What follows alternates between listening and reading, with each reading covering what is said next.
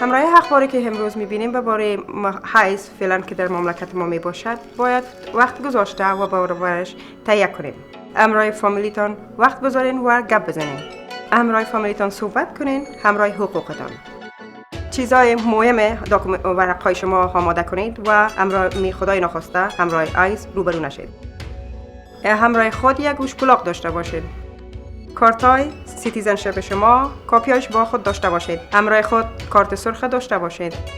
یک دوسیه برای ورقای مهمتان اگر شما طفل همراهتان هست باید یک نفر پشت سر شما داشته باشید که برای نگهداری از اطفالای شما. بسیار وقت چیزایی رو ما شما روبرو میشیم که بسیار یک چیز حامیانه می باشد و ما باید از فامیل خود و از خود همیشه مراقبت کنیم. همیشه حق خود را بشناسید.